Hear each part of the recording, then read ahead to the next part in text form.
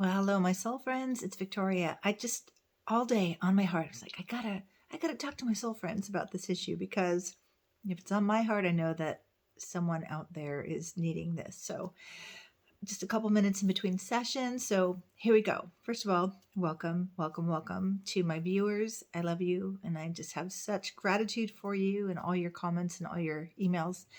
And if this is your first time just kind of stopping by this channel, give a moment for yourself and to listen to what I have to say and see if it resonates with you. And maybe you'll want to go watch a few of my other videos. This is kind of an eclectic channel.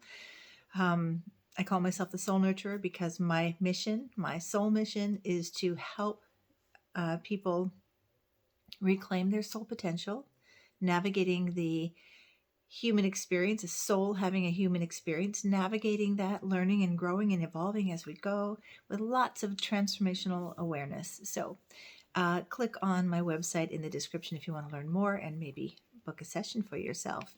Happy holidays to you. Okay, so speaking of happy holidays, here's what's on my heart. First of all, I wanted to say, listen, let's be real. We're all doing the best we can. And we're not aware of what each person is dealing with in their inner world, in their private lives.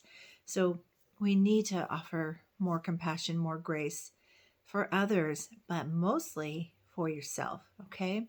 We're doing the best we can. All of us have something something we're dealing with, something we're trying to heal, something we're trying to navigate in our human experience in our lives. So offer yourself some grace first and foremost. Okay. Yes, we're doing the best we can, but with awareness, and I like to say compassionate awareness, because with compassionate awareness, you know what, we can do a little bit better. But if we're shaming or blaming others or ourselves, or that inner critic, that negative voice comes up, or we get overwhelmed and stressed, which is what the holidays can do. And that's why I wanted to talk about this today. Before I do the new moon video and before we go into Mercury retrograde, as before the heat, and maybe it's already turned up, but the holiday heat has turned up, and suddenly you're like, oh, I have so much to do, right? And those old patterns kick in. When we're stressed and overwhelmed, we default to what's most familiar, what is deeply programmed in our minds, what we identified with as a character, as our identity. For me, and I know there's some of you out there who resonate with this too, I am a recovering people pleaser and a recovering codependent. And this holiday season, for any of you who resonate with that, you're a people pleaser and you're trying not to be anymore, and you have some codependent tendencies, and by that I mean, it's easy for you to put everybody else's needs ahead of yours, skipping over yourself to make sure other people are okay, right? I'm going to cover that a little bit about what does codependency mean to me, and that is in a quick overview of what I believe is that when needs aren't met for you as a child, unconsciously, when needs aren't met, you start to create negative core beliefs about yourself, and out of negative core beliefs come negative patterns and coping mechanisms. So that may look like, I don't really feel like I matter that much because I didn't get my needs met, or maybe I'm not good enough. These are a lot of the, there's a handful of negative core beliefs that we all share. Some are really, really hot for some people. Really alive, let's say that, like a tripwire that we keep tripping over, like I'm not good enough. I see which one you kind of resonate with. Not good enough, don't matter, not important, inadequate, not worthy, not safe. So there's a few more, but there's like I said, a handful that we can drop down to the root and find that one. And usually when I'm working with a client, I can see, even through Zoom, I can feel even through Zoom, there's a live wire we're just over. Eyes will tear up, breathing will shift. We're right over that old default programming, right? Well, so these unconscious programmed beliefs and patterns with codependency, it's like, okay, it becomes a vicious circle. If I do more and I show up as this caring, loving person consistently, then people will do some for me. Will meet my needs. Like I'm going to meet everybody else's needs, and then maybe they'll meet my needs. And it doesn't work that way, my friends. We have to stop this pattern and heal. Right? Codependency is an alarm going off saying you have not yet learned that you are worthy of meeting your needs. You have not yet learned that it's okay to put yourself first and then take care of others. Okay. This is, once it's wired in, it's hard to unwire. But so I want to just bring attention to it, especially during the holiday season. Because what happens is the first thing when we get overwhelmed, we default into our old programming. The first thing to go is our own self-care, and our own needs get put on the back burner, right? Is anybody relating to this at all? So here's what I want to say. Number one, I mentioned this in another video. I don't remember which one, but it keeps coming. So I'm going to say it again. You get to, especially with Mercury retrograde this holiday season, you get to review how you do what you do. Even your holiday season. You don't have to keep doing it the same way, especially if you're exhausted by the end of the season and you're burnt out. You get to review, reassess, reestablish some new rituals that serve you as well as others. Okay. So I really want I want to encourage you. I'm going to be doing the new moon in Sagittarius either tonight or tomorrow. And that's all about inviting you to look at your beliefs, create some new beliefs that empower new beginnings, new story, and new freedom. It's Sagittarius is all about freeing yourself, being your authentic self. So that's another video. Let's come back to this one. Okay. So the reason why this video popped in my head, this concept, this idea, is when you have awareness, you catch yourself more, right? And again, with compassion, there I am again. So yesterday, I was running errands for myself, but I remembered my husband needed something. So I'll just tell you, I was going to Costco to pick up my contact lenses, but I remembered my husband had a pair of pants he wanted returned. So I go into the store, same store. I go into the store. What do I do first? I will say I did attempt to get my contacts, but there was a long line. So what did I do next? I took care of what he needed. So that was me trying to stay with the new programming, the new patterning that I've been working on. Like it's okay to take care of myself first. But then I went into this, it was crowded in the store, and I went into this, I just went into what does he need? What does he need? So I went and got his, returned the pants, looked for the other ones, doing all these things. Oh yeah, he needs some pineapple. I went and got pineapple and all this stuff. I walk out of the store and I'm like, you didn't get your contacts, did you? That was the thing you said you were going to do today. Oh yeah. And I was in my car. It was about to rain. And I was like, you get out of the car and take care of you. So I did. So this is how we can reset. You got to catch yourself through awareness first. Don't, just be compassionate. Oh, okay. I just went into that unconscious others before self thing. So I took myself out of the car and I went back in and I got my contacts. And so you want to have these moments of awareness and go, oh, there I go. And I say back in the old neighborhood, I slid back into the old neighborhood. Where I live in my new neighborhood is I value myself and my needs too first. And that's not selfish. That's self-aware. That's self-care. Yeah, I noticed that rhymed. I always tend to do that. When you're self-aware, you can practice good self-care. Yeah, I like that. So, but it's so insidious, isn't it? I want to invite you just to be aware of the patterns. Be aware. Now, when we're stressed and overwhelmed, and that's the heat turning up in the holiday season, I want you to be aware also. I invite you to be aware of this. Am I back in the wounded place where that's where the negative patterns are created, or the old neighborhood. um, am I doing too much because in doing more, I think maybe I'll be valued more? Am I giving from my wound?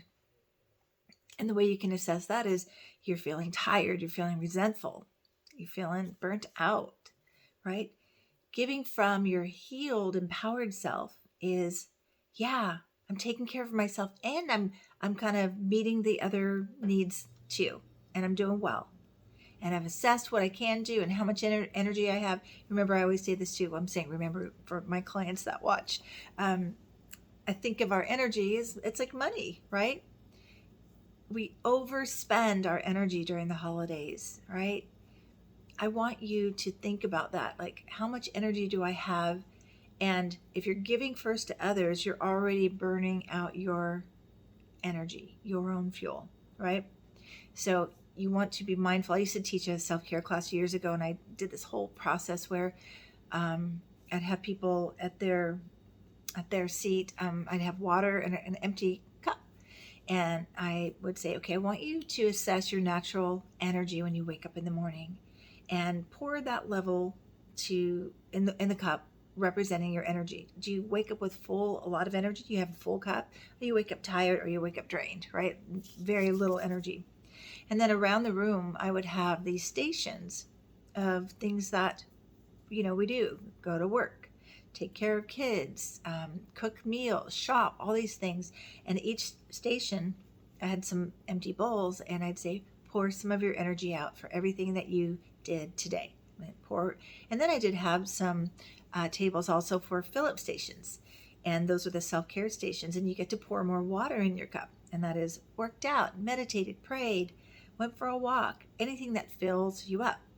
And then, we all come back to our seats, and I ask people, well, let's look at your cups and raise them up. Not one person would ever have a full cup. No, mostly they were empty, completely gone. So this came to me as a way to teach awareness of how we're spending our energy and how we're emptying ourselves, and usually to take care of others, right? So again, this is an opportunity with awareness, compassionate awareness, to say, it's not really working for me. I want to include myself in my own care. So as I'm thinking of all my to-do list for the holidays and all the things that I want to do for others, how can you include yourself? And one last tip before I wrap up, and that is put yourself on your schedule. This is before I could just claim it and say, oh no, I'm doing something for me.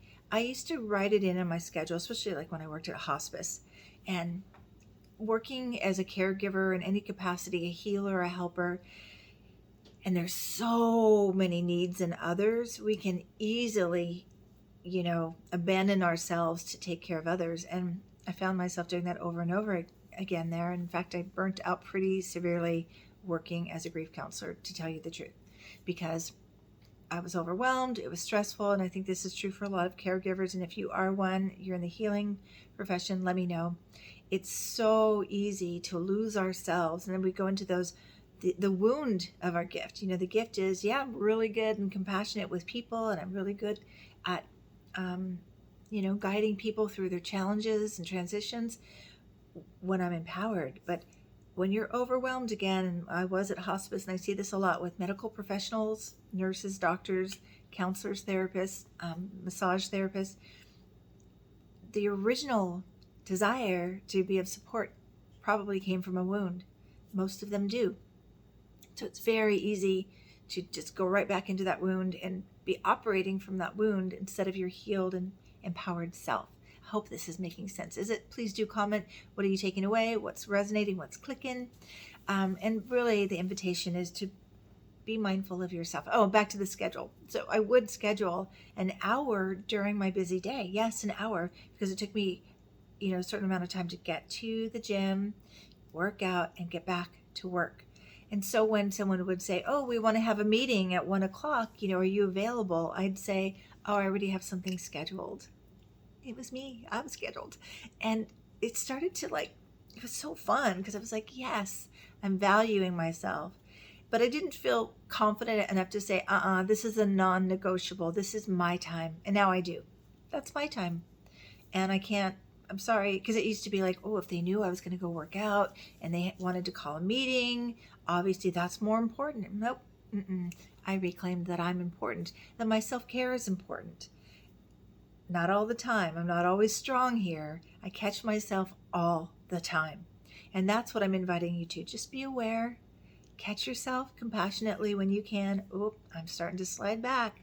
I'm starting to say yes, even though I want to set a boundary, or I really don't really feel called to that. I don't have the energy for that, but I'm afraid of what they may feel or think, and I don't want to disappoint. Ooh, this is where you're going into your people pleasing. When you hear yourself saying, I don't want to disappoint anyone. We always do this. I really want you to review those. We always do this. Is the always what you're doing, especially with the traditions around the holiday, is it supporting you? And is it really cultivating what you really want around the holiday season? Is it adding to? And that might be a helpful thing too. Create a vision. I always say create a vision for everything you're going to do. Intention, vision, but not a vision where it's like idealized, like, oh, we're just going to be singing happy, joyful holiday songs, holding hands. No, the feeling of it, the needs you'd like to be met during your holiday time.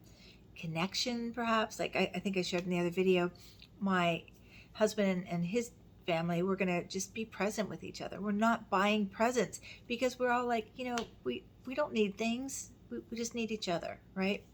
So I invite you and share in your comments, my comments, what you're taking away from this video, what you feel called to revisit, review, and do something different for this holiday season. And also schedule self-care. Yes, even during the holiday season when it's busy, it's when it's needed most. Okay? All right. Thanks for listening. I hope this helped. And I'll be back tomorrow or tonight. Not sure yet because I've got some things I need to do for me. So take good care. And thanks for visiting with me. I'm always honored by anyone who stops by, who likes, subscribes, and comments. You get extra love sent your way. Okay. Take good care. Until next time. Bye-bye.